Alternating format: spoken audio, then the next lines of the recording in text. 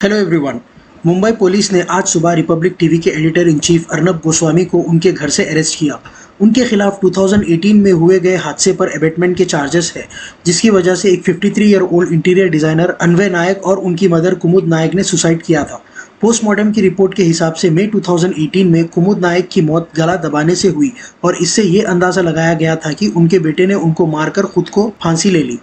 कुछ दिन बाद पुलिस को अन्वय नायक के घर में सुसाइड नोट मिली, जिसमें लिखा हुआ था कि उन्हें 3 कंपनी से बहुत पैसे आने हैं और वो लोग इन्हें सता रहे हैं, जिससे ये बहुत खर्चे में डूब गए हैं। इनके पास और कोई रास्ता नहीं है सिवाय अपनी जान लेने के।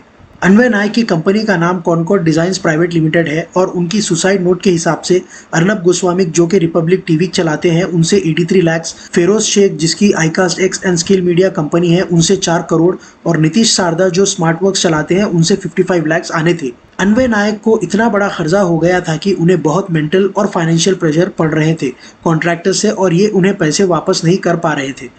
बट हैरान होने वाली बात यह थी कि अर्नब इस इल्ज़ाम से मुकर गए और कहे कि उन्होंने सारे पेमेंट्स कर दिए थे।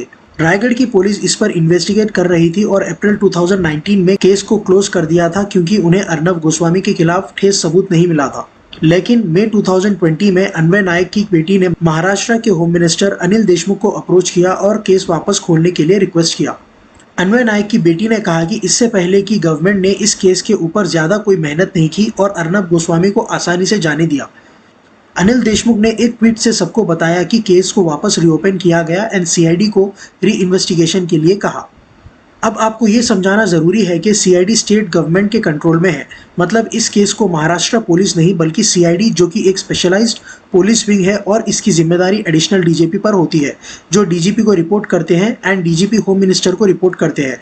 इसकी वजह से एविडेंस पर टैंपर हो सकता है। अर्नब गोस्वामी का जो केस है उसे आगे ले गई है सीआईडी, ना कि directly Maharashtra police. Maharashtra police तो बस सीआईडी के साथ गई थी।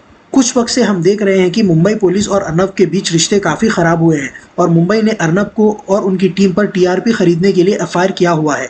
अर्नब के खिलाफ और भी बहुत एफआईआर है, जैसे कि साधुस के लिंचिंग इंसिडेंट को पालघर में कम्युनलाइज करने की कोशिश की थी बांद्रा स्टेशन के बाहर। अब मैं आपको बता दूं अबेटमेंट ऑफ सुसाइड होता क्या है। एक इंसान का आपने मर्डर नहीं किया है, मगर उसे इतना मेंटली, फिजिकली, फाइनेंशियली टॉर्चर करते हैं कि वो मजबूर हो जाता है सुसाइड करने पर। इंडियन पिनल कोड 1860 के हिसाब से अबेटमेंट बहुत बड़ा जुर्म है और सेक्शन 306 के हिसाब से 10 साल की जेल या फाइन या फिर दोनों भी हो सकते हैं। अबेटमेंट का डेफिनेशन ये है कि किसी भी इंसान को उत्साह करना, भड़काना, मजबूर करना या सुसाइड करने में मदद करना।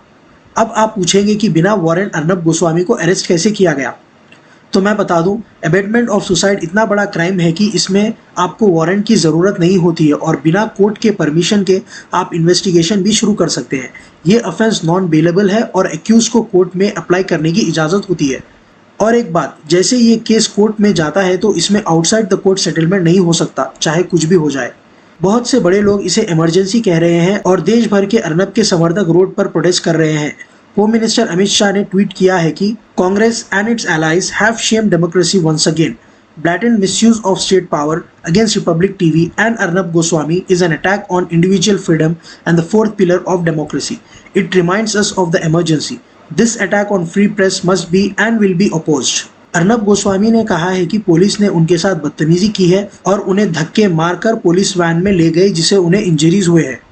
एनएचआरसी के हिसाब से पुलिस ने न्यूज चैनल्स के कैमरास को फोर्स करके बंद करवाया अर्नब को अरेस्ट करने से पहले।